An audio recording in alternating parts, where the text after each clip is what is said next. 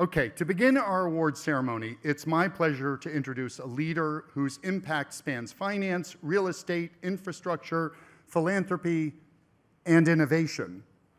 Howard Milstein serves as Chairman, President, and CEO of New York Private Bank and Trust and Emigrant Bank. He also chairs all the Milstein family's real estate enterprises, including Milstein Properties and Milstein Brothers Real Estate.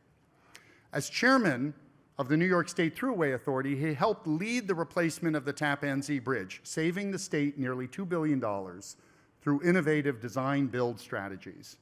He was recognized by Regional Plan Association in 2013, and he leads RPA's Committee on Critical Infrastructure. So please join me in welcoming a business leader, civic innovator, and true New Yorker to the stage, Howard Milstein.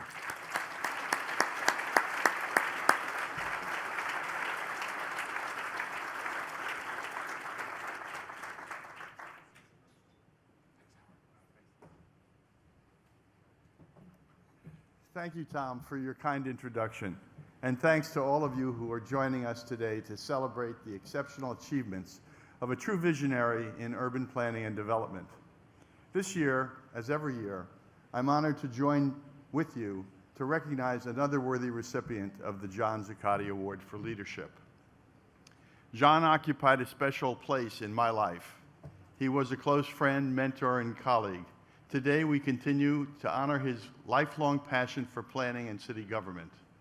We're grateful to the Zuccotti family, and especially John's beloved wife, Susan, who is here with us for allowing us to use John's name for RPA's highest honor.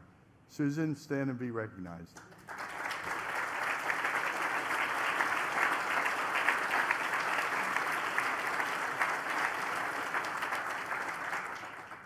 John was a builder of relationships, businesses, foundations, and cities. He was a lifelong New Yorker and an iconic leader. Today we're here to celebrate another iconic leader, Kathy Wylde. When Kathy Wylde calls,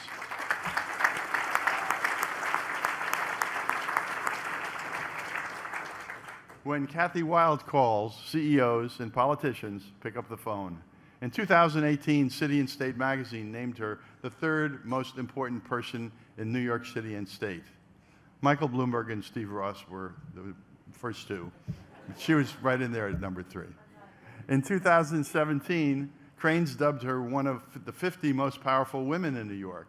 But the real mark of her influence happened in 2011 when the New York Times profiled her Sunday routine. Through her role as president and CEO of the Partnership for New York, Kathy speaks for the businesses that together employ more than 1 million New Yorkers, and those employers pay taxes that underwrite half of the city's budget. So as you may know, John served as chair of the Partnership for New York from 2004 to 2011. So it's very fitting that Kathryn Wylde is this year's recipient of the Zuccotti Award. Like John, Kathryn is a leader in business and civic engagement, focused on urban development that is shaping New York's built and economic environment. Committed to New York City's future through its infrastructure and business climate, using her position to contribute to the welfare of New York City's broader community, bridging the gap between business interests and civic responsibilities. John was an urban visionary, trusted, nonpartisan, non-ideological policy advisor, and a man of stature. Kathryn comes from the not-for-profit sector, but both are alike in their lasting influence on New York City's physical, economic, and civic landscape. With Kathryn at the helm, today's Partnership for New York is funding innovation infrastructure labs, equipping small businesses to compete better, improving the financial well-being and economic potential of underserved populations, connecting workers to job training and employment opportunities, transforming the delivery of essential services.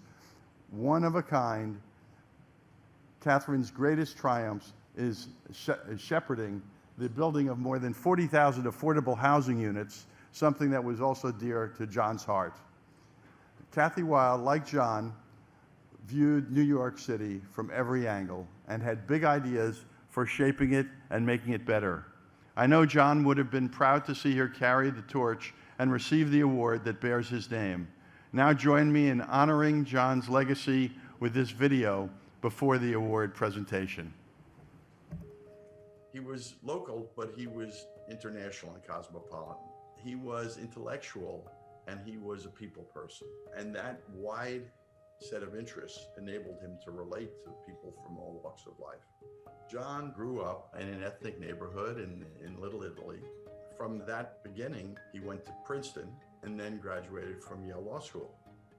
After Yale Law School, he was part of what I would call the best and the brightest. Went down to Washington, served under Lindsay. He was a combination of so many excellent qualities, which all became important during the New York City bankruptcy when he was the first deputy mayor.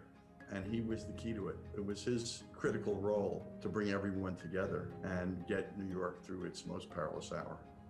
John's most important legacy was the need for government and the private sector to work together for, in that case, survival, but for maximum benefit over time. I was asked to talk about public-private partnerships. It's one of those neat words that defies definition. The essence of what people can learn from John's life and experiences and accomplishments is that when you have a person who both has high horsepower intellectually and a great natural feel and interest in people, combine that with integrity and vision, and you get great results. Now, those qualities are not that easy to find. You get someone as extraordinary as John once in every generation or two. I'm not sure that people can replicate what he did, but they can certainly be guided and aspire to it. I'm particularly delighted that Susan Zuccotti, John's widow, could be with us for this event and this celebration of John's life and of our new recipient of the Zuccotti Prize.